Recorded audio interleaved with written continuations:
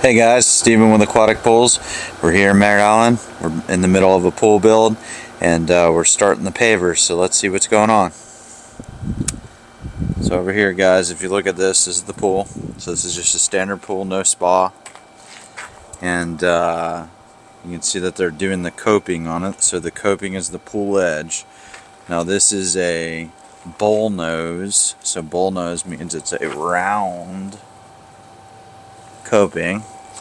So the coping comes in typically three different shapes. So you got bowl nose, you got square, you got half bowl nose, which is round on the top and square on the bottom. So as far as where we're at in the process, after this they will grout in between here. So you can see how they've just mortared these down. This is the base. Now the base is crushed concrete, so you can see how they popped all their chalk lines. See all their chalk lines here. We've already ran the drains. So you don't want downspouts coming out on a paver deck. That's horrible. It's going to wash them out. So we've ran all these out there. Right? Now on all of our paver decks we do footers. Right? Now this one has what we call retaining wall. So it's got elevations. You can see the elevation over here. Now this is on the water. You can see the canal here. This is what we call closed waterway. So anytime we're on the water we have to design retainage. So all this deck, all this pool is considered an impervious surface. So what that means is it's going to drain water off of it. The rain's going to hit it and it's going to come off. Now the reason you can't just do your whole backyard in concrete is because you're going to flood your neighbor's house and all the water is going to go right in the river and harm the waterway. So we have to design retainage. So right here we had to, the setback is typically 10 feet. This is a little bit farther, but the maximum, or the minimum distance we can go from the seawall is 10 feet, but we left enough room where we're going to have a swale here. So what a swale is it's a round, almost like a ditch, not as big as a ditch, it's only a foot deep, but it retains the water before it goes into the waterway. So that way if any fertilizer, if any, all this water shedding off the house, and it's all bad for the river, so we retain it. Now nature is a filter, so when the water goes underground into the sand it filters it. Right, so that's the whole purpose of a swale, is to retain it, and then it filters and goes back in the river or the aquifer, or wherever it goes into. So over here we got a shear descent. Now this is a 24-inch wide shear descent, so you can see the shear here, and it's all plumbed in. So that's going to shoot out a flat sheet of water. So the coping is going to go over this. We're not done yet. The guys took a break. So the coping is going to go over this, and these are steps. So these are what we call riser steps. So all of our risers were built when we did the footing. They're all one piece. They're not, just crappily done. Now this tile is just rough. We'll finish right here afterwards. But all this is done, so it should last and it shouldn't crack. It's all one piece, and you can see how thick our footers are. So the footers do two things. For one, if you have a screen enclosure, they're the footing for it, right? Meaning that they anchor the screen enclosure down. Two, so it retains the soil. It keeps the soil from spreading out, so it retains it in that area. And three, it gives you something to stick the backside of your pavers on, right? So just like these are getting mortared on, the borders will get mortared on, so it pinches them together and it kind of holds them. Right, so you can see this pool. Now it's kind of a mess right now because it's been raining a lot and we've been protecting everything with plastic. So you can see this really pretty tile that they did. I really like this tile. It's like sea glass. It's like broken sea glass kind of. I really like this tile. You can see it over here. It really looks good. This pool is going to come out good. This is just a simple but elegant pool. So this is a sun shelf I'm standing on. So it's going to have 12-inch water depth. And they're going to do a walkway right here out to their dock. And this is all groundwater. This is how high the groundwater is right now. So all this is going to get base right here. Crushed concrete. It's going to get vibrated down. Now when we backfill these pools, we run around these pools with a jumping jack, which is a compactor, multiple times. I mean, if you look This is how a backfill should look, guys. You can see I didn't even dent that. That's how hard that soil needs to be, because if not, settling. You know, you can walk anywhere over here and I can stomp as hard as I can. That's what I want to see. That means the backfill guys did a good job. And you can see here, we got a bonding wire. So everything that's metal in the pool, all the rebar in the footer, rebar in the pool, the equipment. So if you run over here, that same bonding wire, look, this is where our equipment's going. This is a stub up for the pipes. Look what we got here, bonding. So nobody can get electrocuted. So right here, right? Now we depressurized it because we just plumbed the skimmer in, but all the plumbing is pressurized and it stays at 35 psi.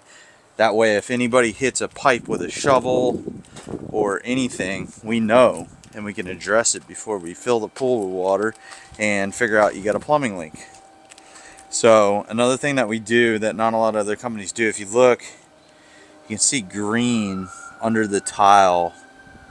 Hopefully you guys can see that. See the green under the tile right there? That's waterproofer. So effervescence is a huge thing. Now if you ever seen pool tile and you see all the white calcium all over it, everybody thinks that it's the chemicals in the water depositing it. Well, a lot of times it's not that. A lot of times it's the calcium coming out of the shell through the grout lines. It's called effervescence. If you Google it, it has a lot of information about it. So the way to stop that is waterproofing, and it's such a simple step, guys. Such a simple step that is, you know, this tile should look like that. Now it's a little bit dirty on the steps, obviously, but it should look like that for the life of the pool, and it'll keep all that calcium from staying off of it. So we actually waterproof the shells as well before we apply the plaster. Different material that we use for waterproofing, but we roll it on and waterproof the shells because concrete's porous, guys. You know, water can go back and forth through these shells, so we waterproof everything. You know, especially this is salt water. You know, and salt water can erode things such as metal rebar. But if you look at this coping, you know, straight pools are hard to construct. Everybody asks what's the difference between a straight and a round or a free-form pool. Straight pools are hard because everything's going to be straight. Look at that coping. It's nice and straight. You know, we got to put string lines on everything. We got to run chalk lines. We got to make sure it all lines up. So one thing about pavers is we have to line up everything, guys. You know, and this is something an experienced pool builder will call out, you know about. So this coping's got to line up with this house. Right, the coping's got to be straight with the house, right, with the lines of the house. The footer's got to be straight with the house. The footer's got to be straight with the coping. The coping's got to be straight with the, that way all the lines. Guess what? When you put the pavers, all the lines are going to be nice and straight, right? It's all going to line up. If you look at this, now we didn't do this, guys. These pavers were here. Look at those lines. See how squirrely they are? Right, that's the difference between going with a guy that's cheap. See those lines, guys? Look over here, look at all these lines. It's just cricket. See how wavy they are? That's the difference, and I'll show you the finished product, but that's the difference between going with somebody that's good, going with somebody that's not good, right? We think about this. We line up everything. See all the nails from all the string lines we pulled and everything around here? Now the skimmer is completely concreted in. Right, you can't see it right here because the base is on it, but it's completely concreted in. See it right there? It's all concrete, guys. We pour the heck out of these skimmers, keep them locked in. They're all rebarred to the pool and everything. Now you're gonna hear people say, "Oh, you want to shoot the skimmer in with the shell?" That's crap. That's just a sales gimmick. You know why I don't shoot the skimmer in with the shell? And this is experience, because every time it's high, low, or crooked. I don't care how many times or how many pins you use or how much rebar, they're always freaking crooked. This way I can set that skimmer, I can set it nice and straight, use levels and everything, and it looks good. So you shoot it in, it's going to be high, low. We always got a high point on our shell. We're humans, we're not perfect, but you can't adjust the skimmer, you shoot it in. So I do it like this. I did leak detection for years and years and years. All those shot in skimmers, guess what broke? The elbows underneath them. if something moves, something is going to break. Either the skimmer breaks, the throat leaks, meaning that it tilts back because of settling, or the elbow breaks. I'd rather have a simple little leak in the throat of the skimmer, guys, because if it's going to leak, it's going to leak. Now that's all because of the backfill, right? We already talked about that, how hard this is. This is rock hard, guys. I'm stomping, you know, that's if you come out here and someone's building your pool and you step on the soil and your feet sink in, you better call them back, because you're gonna have settling issues, especially with pavers. Pavers aren't my favorite decking. I really like the look, guys, I really do, but it's not my favorite decking. The reason is I mean, they get hot. That's the biggest thing I got against them. They get really hot. Now this is Belgard Napoli color in Catalina. So this is a 4-piece pattern called Catalina from Belgard. And you know, I'll show you an after of this pool, but you know, it's not my favorite. You know, and if you come over here, again, these are the pipes. All the pavers are out here. It's kind of a mess because we're in the middle of installing these pavers. These are all the plywood that we use when we drive the excavator over the pavers so we don't damage them. But here's all the pavers, guys. So, again, guys, I'm Steven with Aquatic Pools. Hopefully, you know, I do these videos to gain you guys' trust. There's a lot of stuff going on in this industry right now. A lot of fly-by-nighters. Guys, a lot of fly-by-nighters. If someone has been in business for 2 years and they have zero experience before this, if they haven't been in the pit, I've been in the pit. I've worked on every aspect of a pool myself. If someone asks me a question, I can answer it because I've been there, I've done that, I've screwed up, and I've already learned the lessons. If they have not done that, big red flag, guys. Think about who you hire. If they haven't made those mistakes and they haven't learned, guess what? You're going to be the one that they make that mistake with, because we're humans. We all make mistakes unless you're trained. There's no training institute. Even if you go to college, you know, let's say for an accountant, you're still going to make mistakes in real life. Guys, it's the same thing with pool builders.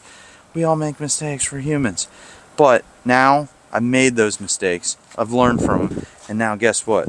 We got our process honed, you know. And don't get me wrong, we're not perfect. But experience goes a long way, especially in this industry. You know, if someone's trying to undercut price, run. You know why? Because if they're $10,000 cheaper, they're either going to cut corners during the project, or guess what? That's the way they run the business, and they're going to go out of business. Or their cash flow sucks, and your pool's going to sit for 9 months while they try to sell more pools to pay for your pool. So guys, don't make that mistake. I keep seeing these businesses go out of business, and customers fall for that low price gimmick every single time. Stop doing it. If you want a pool, you got to pay for it. Literally, you got to pay for it. You know, I get it, it's expensive, but save up or do whatever you can. I appreciate you guys watching. Please like and subscribe. I try to, you know, keep this as raw, keep it as genuine as I can. Again, I'm just trying to build you guys' trust. I'm trying to show you everything, the good, the bad, the evil. You know, if you guys have any questions, please feel free to reach out. Thanks, bye.